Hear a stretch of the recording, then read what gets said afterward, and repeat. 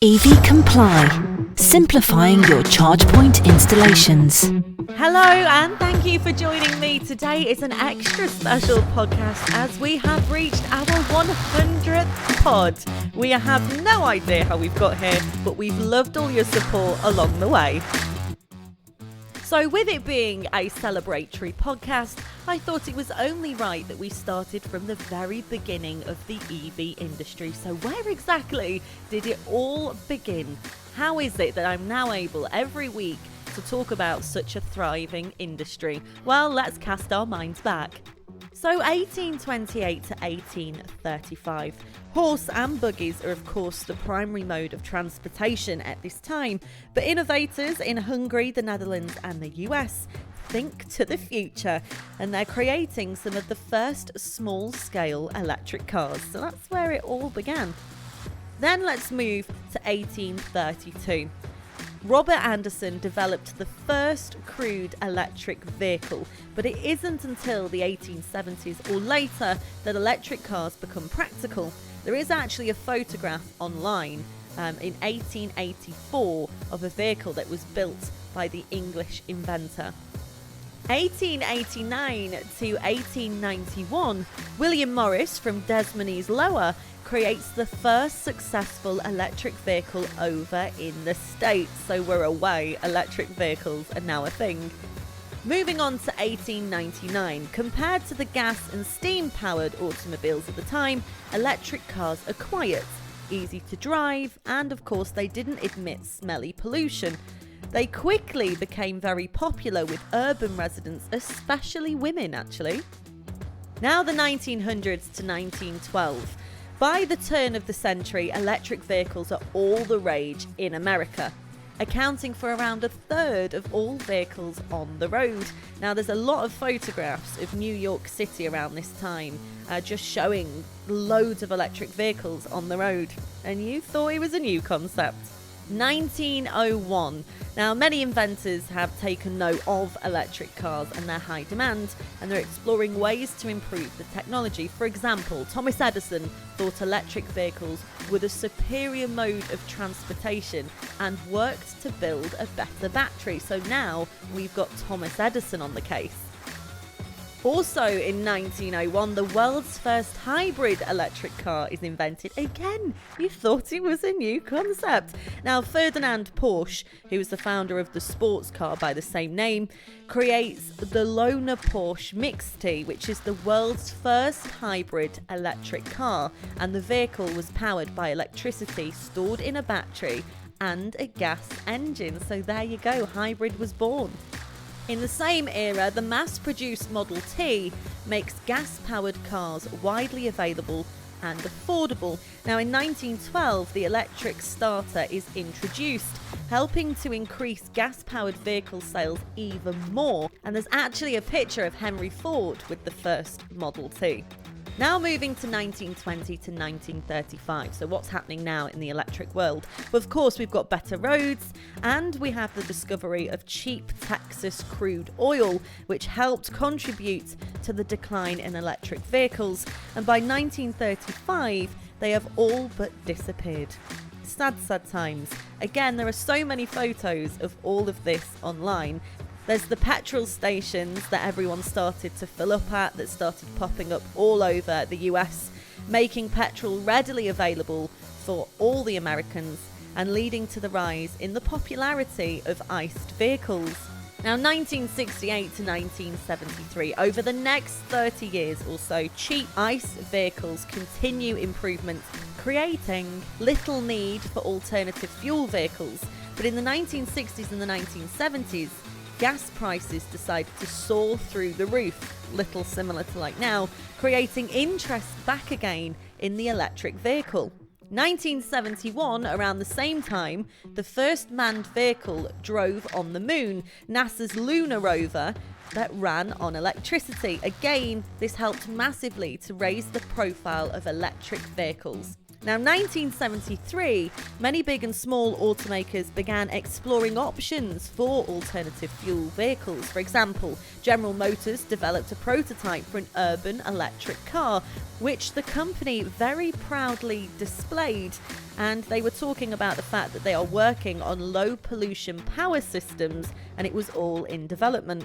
Now, 1974 to 1977, one successful electric car at this time is the Sebring Vanguard city car. Now, the company produced more than 2,000 of these city cars.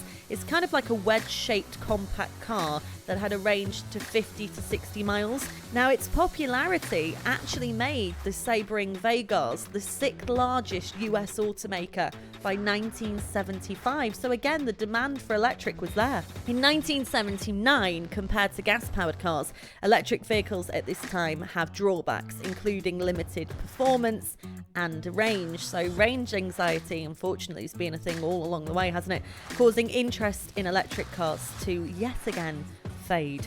Now, in 1990 to 1992, new federal and state regulations created a renewed interest in electric vehicles.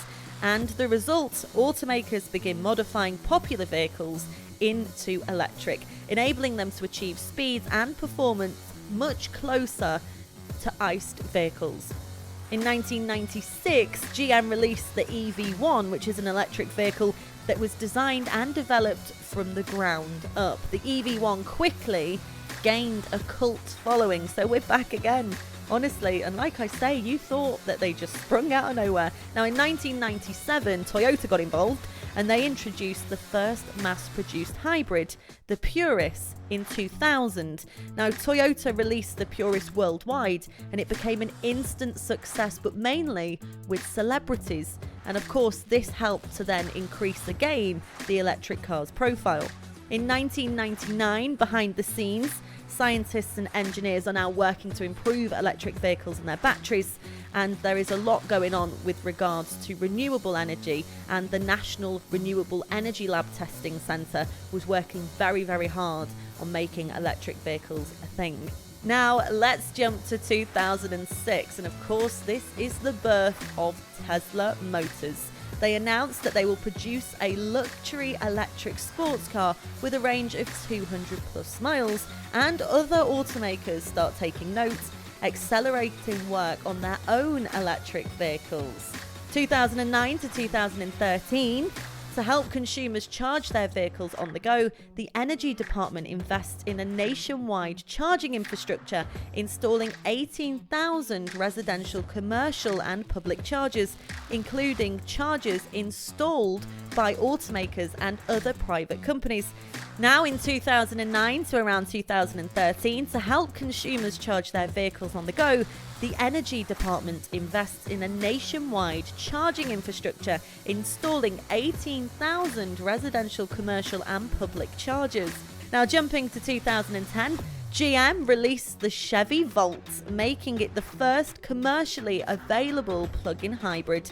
The Volt used battery technology developed by the Energy Department. Also in 2010, the Nissan Leaf was released, the all-electric zero tailpipe emission car. And in January 2013, Nissan began assembling the Leaf in Tennessee for the North American market, thanks to a loan again from the Energy Department. We've got a lot to thank for the Energy Department.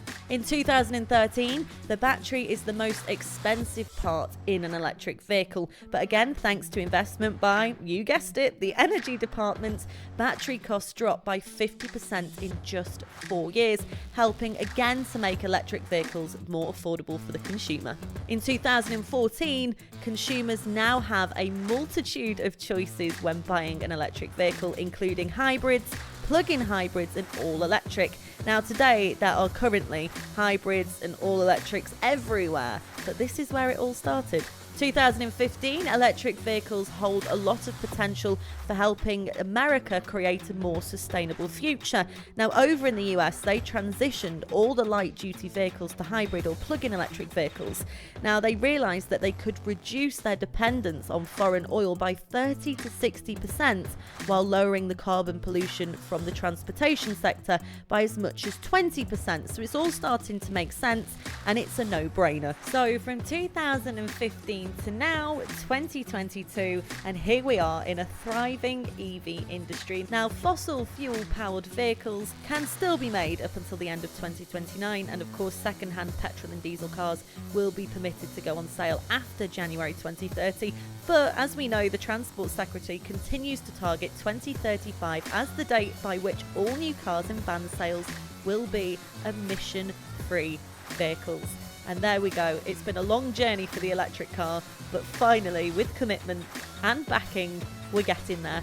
So I just thought, with it being the 100th episode, it was only right we paid homage to the start of the electric vehicle, because without it, well, I wouldn't be doing this podcast. Thank you so much to everybody who listens and subscribes and hopefully enjoys the pod. All credits to energy.gov with their time history of the electric car, and I thank you again for listening and subscribing. From everybody here at EV Comply, as always, you have a fantastic weekend.